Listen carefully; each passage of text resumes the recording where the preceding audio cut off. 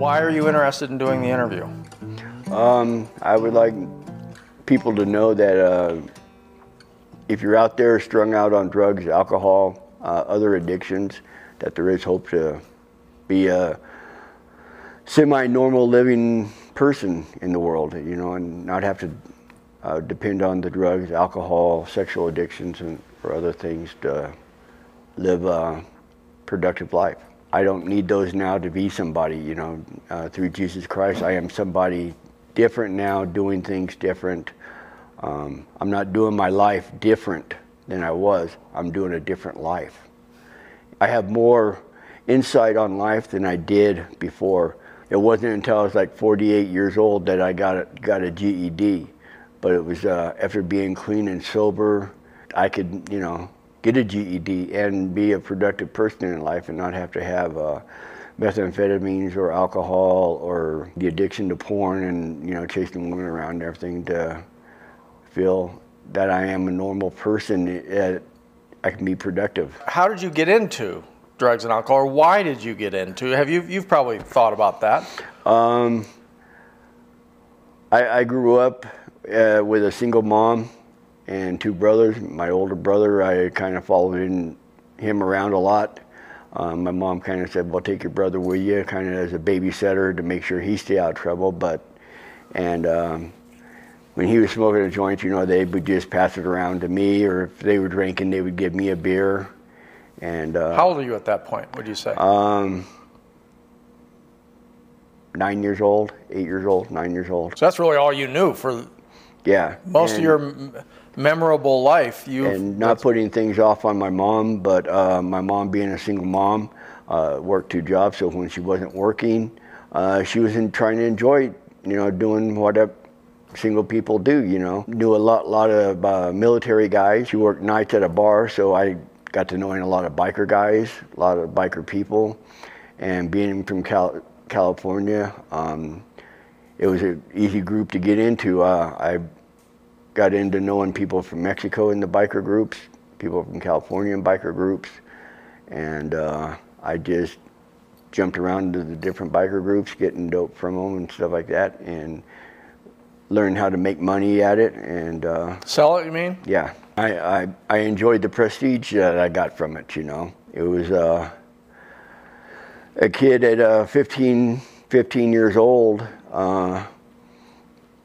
banking $1,000 a week to be able to party, and if you wreck your car blew up, you could just go buy another car, you know. You know, people say, yeah, Ed's the cool dude, man. He's got all the dope and everything, you know. And I thought it was all about Ed, but no, it was all about the dope that Ed had, you know.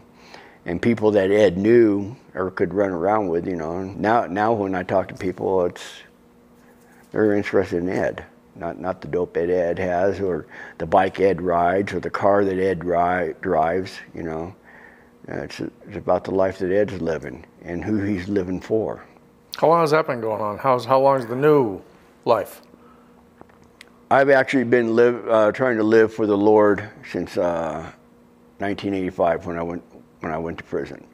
I got out in 1990 after doing a little over 4 years in California.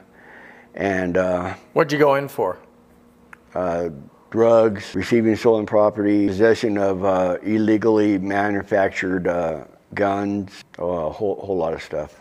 Got out of prison and I came to Colorado. My mom and brother had moved out here. Was doing really well. I met a girl, and I thought we were going to have a good life together, and I was going to change her life and get her to become a Christian and stuff like that. And it kind of worked out a little bit, but she didn't want to give up the drinking and everything. She gave up the other partying, but she wouldn't actually give up the drinking. So one day I told her, after we'd been together a few years, I told her, well, you like to party, drink, well, I'm going to show you how to really party. And I met somebody to get some meth from. I partied all weekend and got her hooked on it. It was on a roll. And I knew in my heart, the Lord told me, you know, you keep this up, you're going back to prison. And I did it for about 4 years and got really heavy into it. I took somebody to go sell a couple ounces, and he was selling to an undercover cop. You know, you're busted, you know, and where'd you get the dope? And oh, we got it from Ed. So they arrested me and tried to give me 38 years with my prior felonies charges in California. And people I was dealing with and everything said, no, it won't happen that way. You know, you just stay strong. Stay strong, what do you mean? That I didn't know where the dope came from or anything, you know. And they found a quarter gram on me, and I told them that's all I got, you know. Now you're lying at this point. I don't know. Okay. The guy disappeared, and I finally ended up getting a 3-year sentence out, and they sent me to Lyman, which is a maximum facility. I did 2 years out there and came back out here and did a year at a halfway house.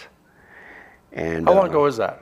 How long ago? That was in 2000 when I got out, and I did a year at the halfway house, which was 2001. Went until 2006 and didn't touch no dope, and I had got back involved with my wife. The same one that you turned on to meth? Yeah, the same one I'm married to right now. Started hanging around with her a little bit and everything, and I relapsed and went back after running the streets and preaching the Lord and everything.